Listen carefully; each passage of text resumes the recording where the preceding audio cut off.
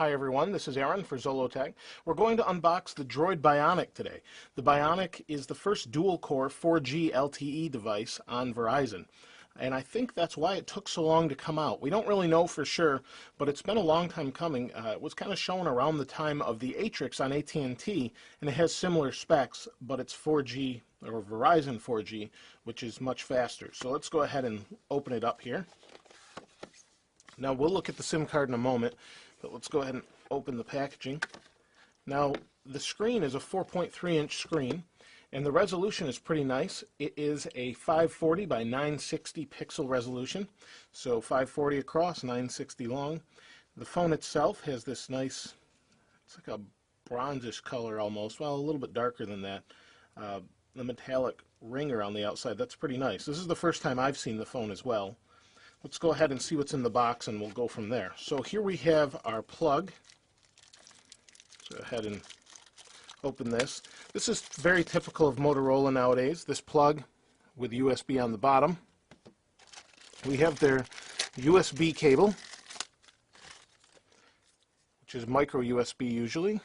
And there it is, micro USB to USB. Let's see what else we've got in here. So in here we have a getting started guide, product safety and warranty, consumer information, important consumer information, and we have the battery and the back. So let me get the rest out of the way here. Now this battery is pretty big.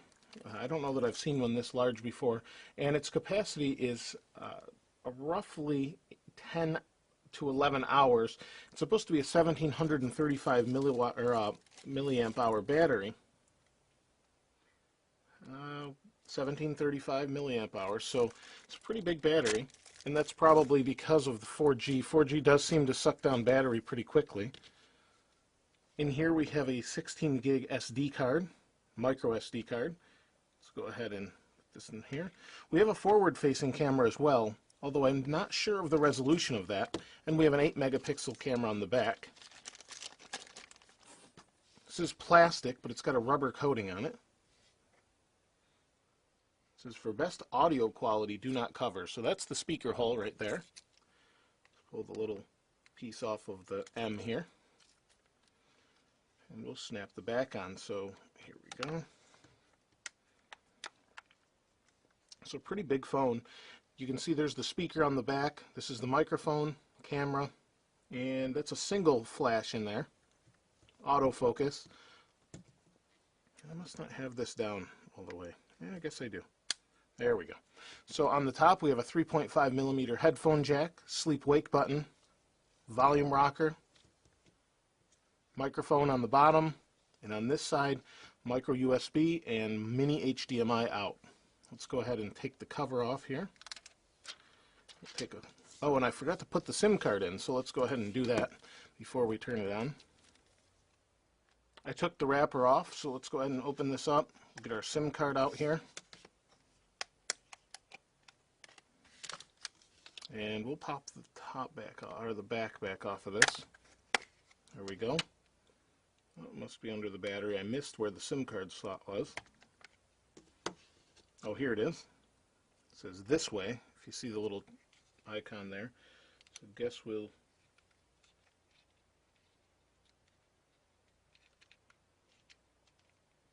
Oh, okay. I see. So if we... It kind of looks like it goes under here. That's a little different. I want to get that micro SD out of the way so we can see that. That's a little tricky. I haven't seen one that's kind of that much of a pain.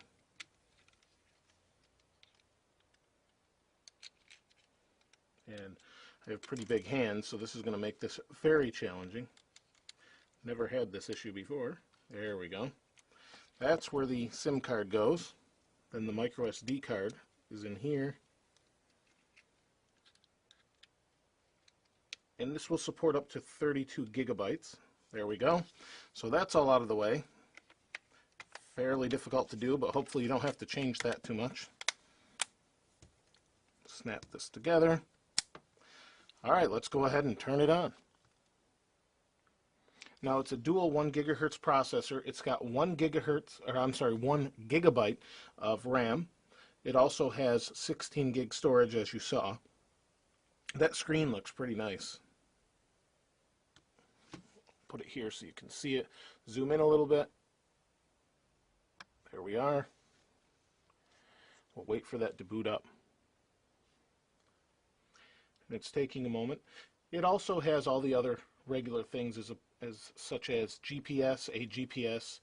It also has a accelerometer and compass. So it's got all this normal things plus 4G and what looks to be a pretty nice screen.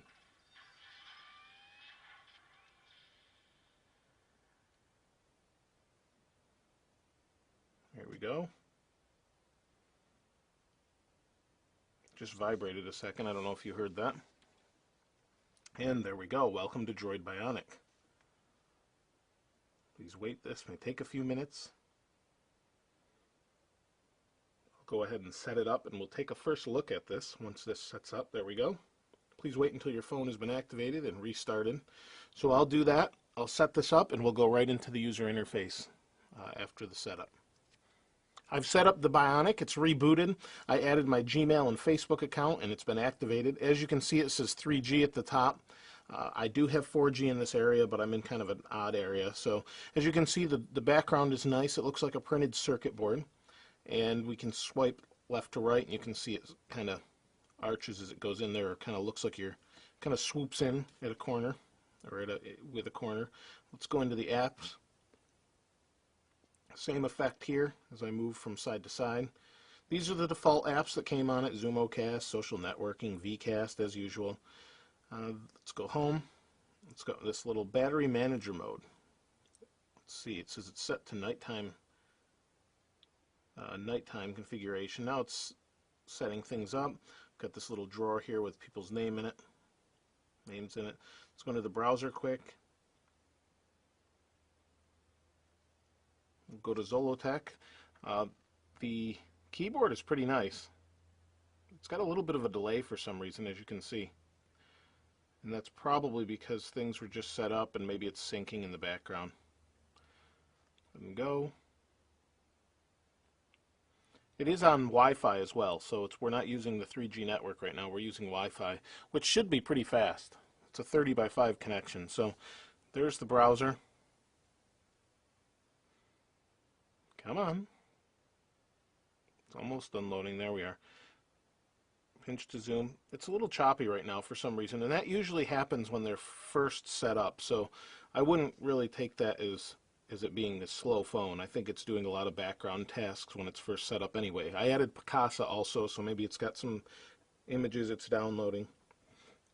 But I basically wanted to show you the first setup of the phone and just give you a general overview. This is a really neat effect when you shut it off. And also one more detail I noticed was this edge is beveled. I don't know if you can see it. Let's refocus here. This edge right here is beveled on the glass, so it's pretty neat. It's the glass itself. It's not just an effect or what's underneath it. So it's just a nice little detail that's been added by Motorola in designing this phone.